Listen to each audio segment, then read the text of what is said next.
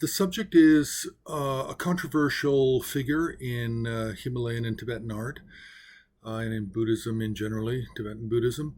The subject is Dorje Shugden, um, generally regarded by most people as a worldly protector, but by some traditions as an enlightened or beyond worldly protector.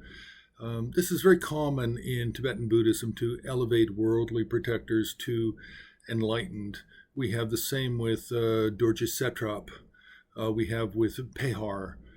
We have with Vaishravana, the god of the north. A lot of these are claimed now to be wisdom deities and on the level of Buddhas. So this is not unusual. But the art history of Dorje Shugden is quite interesting because this is a relatively new kind of deity. It really arises in the 17th century. We really don't have any text for it until roughly 1700 or shortly after that. A lama named Morchen Kungalundrup wrote a text for the ritual practices of making offerings to Dorje Shugden. And then we don't find art until circa 1800. The first painting we have is where Shugden is depicted as a minor figure. After that, we don't really have art until the late 19th century and then into the 20th century. So, first of all, the early Dorje Shugden depictions are all of the Sakya, within the Sakya tradition, where you have a wrathful figure, a Raksha form, kind of maroon in color, and he's wearing monk's clothing and riding a black horse. And this is called a Shugden Tanak, Shugden that rides the black horse.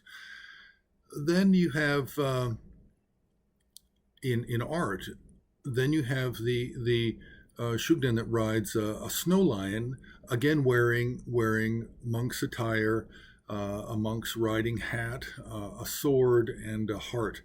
And these can be a little bit different in art, depending on the artist, depending on the tradition, as to the exact appearance. Sometimes he can be holding a tamshing, a butcher's stick. And then also we can have different forms. We can have a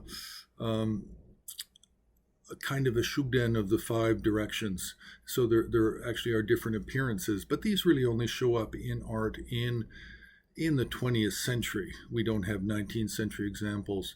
The earliest sculpture that we're aware of is a very large sculpture in the Chojin Lama temple in Mongolia, where Dorje Shugden, at the turn of the 1900s, 1910, where Shugden is the state oracle of Mongolia, the way Nechung is a state oracle for the Tibetan government in Lhasa. So this is just a brief overview about the history, art history of Dorje Shugden.